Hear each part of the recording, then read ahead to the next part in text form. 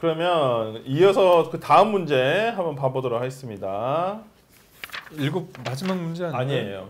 마지막 문제는 네. 아니고. 위헌적 공동 담화에 비판받는 한동훈 대표 향후 필요한 대응은 첫 번째는 조기 대진 로드맵 제시, 두 번째는 당론을 깨고 자율투표 허용, 세 번째는 여야 협의를 통한 국정 운영인데 동일 퀴즈는 나와 같은 생각을 가진 사람들이 얼마나 되는지 맞히는 퀴즈입니다. 먼저 당신의 의견을 묻는 질문이 주어지며 질문에 대한 의견을 투표하게 되는데요. 그런 다음 자신과 같은 선택을 한 사람들이 몇 %일지 추측에 입력해 주세요. 점수는 오차 범위 20% 내외로 투표 결과에 근접할수록 높게 부여됩니다. 다른 의견에 귀를 기울여야 맞힐 수 있는 게임. 동일 퀴즈에 참여해 보세요.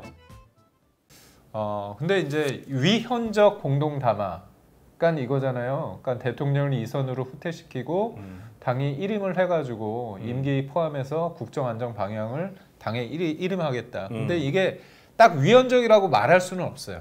왜냐면 이건 이제 국민의힘에서 이렇게 얘기하시는 거예요. 제가 말씀드릴게요. 그러니까 확정적인 건 아니에요. 그러니까 2선 후퇴나 권한을 위임한다는 거 했을 때 헌법상에 명시적으로 그게 긍정이다 부정이다 이렇게 나온 부분은 없다는 그렇죠? 게 없다는 게 헌법학자의 말씀이라서. 그러니까 그 뭐냐면, 그러니까 권한 위임을 할 수 있는 그 대통령이 존재하면서 권한을 그러니까 그 권력이 유지가 되면서 포괄적 권한 위임을 할 수 있는 규정 자체가 없다. 그렇죠. 그러니까 국무총리에게 포괄적으로 위임해 줄 수 있는 것은 없고 권한 대행이 되는 경우가 거리 내지 사고인데 이제 그것이 안 돼 있는 상황에서 이것을 하겠다고 하니까 한동훈 대표 말대로 되기가 굉장히 어려운 부분이 있죠. 민주당으로서도 어찌 보면 위헌 소지가 있는 거니까 해석의 여지가 있습니다만은 그런 부분이 있기 때문에 그걸 그대로 받기는 너무 힘든 상황이고 저는 어찌됐든 간에 저는 이런 대통령에 대한 그 어떠한 것들이 조금 얼른 조정이 돼야 한다고, 그러니까 정리가 돼야 한다고 생각을 해요. 그게 탄핵이 됐든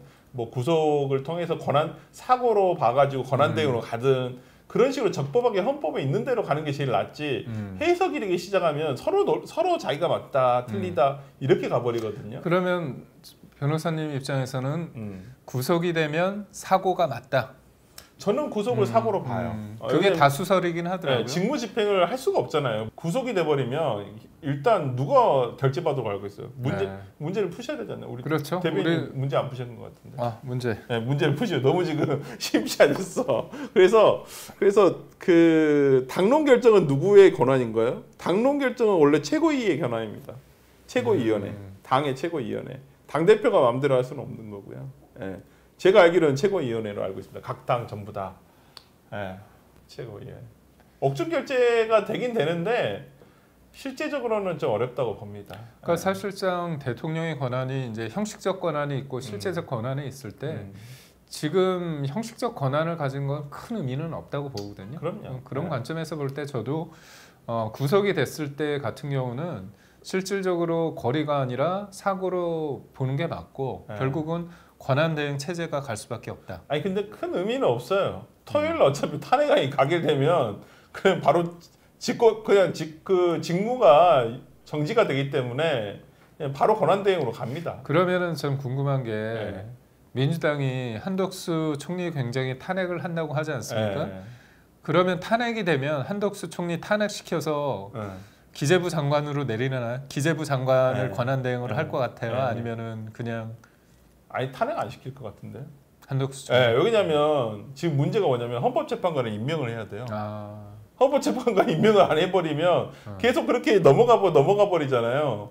그럼 그걸 누가 나중에 하겠어요? 그리고 그런 분이 그러니까 국민적 정당성이 민주적 정당성이 약한 분이 그걸 임명한다 해도 그것도 문제가 되거든요.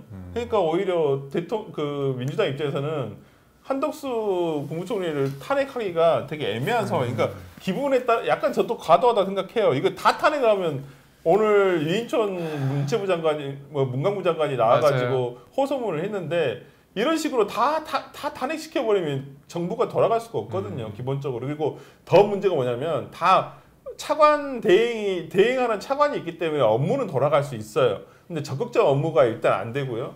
그다음에 대외 신인도가 문제가 생겨요. 특히나 오늘 그 이창용 그 한국은행장의 인터뷰 내용을 보니까 그 최상목 경제부 장관이 그러니까 기재부 장관이 그 탄핵에 그러니까 그 계엄에 굉장히 반발을 하면서 그만두겠다고 했는데 그걸 만료한 게 외국에서 봤을 때는 기재부 장관 그러니까 경제수장이 없으면 대한민국 경제가 굉장히 질서가 없어진다고 생각했기 때문에 이런 부분에 대한 우려를 표했다고 하더라고요. 그렇기 때문에 지금 오늘 저는 유인촌 장관이 얘기한 호소문의 내용은 어느 정도 저는 이유는 있다고 봅니다. 정부가 이렇게 되면 일을 할 수가 없어요. 아예. 사실 뭐 지금의 상황에서 제가 앞서 말씀드렸지만 정치인이 어떻게 보면 지금 상황일수록 책임 있게 가는 게 되게 중요한데 맞습니다. 도리어 이제 지금 물 들어왔다고 노젓는다고 너무 지금 상황에서 대통령 탄핵이 언급되고 있는 상황 속에서도 여타 다른 국무위원들한테 탄핵을 하는 건 좀 그렇다. 저는 개인적으로. 그러면 답을 한번 보시죠. 네. 이건 좀 조기 퇴진 로드맵 부분이 10대 부분이 쭉 맞고 세대별로 하다가 나중에는 당론 깨고 자율투표 허용이 점점 멀어지는 60대는 자율투표 허용이 훨씬 더 많으시고요.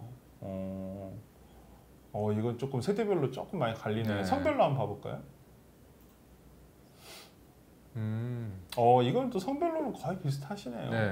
그냥 정합 결과 한번 봐보겠습니다. 종합도 뭐 거의 이런 추세일 것 같습니다. 그러니까 조기 퇴진 로드맵 제시하고 당론 깨고 자율투표 허용이 될 것 같은데 우선적으로 지금 국민의힘에서는 로드맵이 제시는 됐습니다. 그게 최종은 아니에요. 왜냐하면 여러 가지 중진 의원들에 대한 반발도 있고 그래서 하야를 2, 3월에 하겠다는 거거든요. 그 부분이 어느 정도 먹힐지는 봐야 되고 아마 14일 날 이뤄질 상황에서는 자율투표 당론을 깰지는 모르겠지만 실질적으로 그 안에 들어가서 투표는 하는 식으로 의견이 모아진 것으로 알고 있습니다. 네.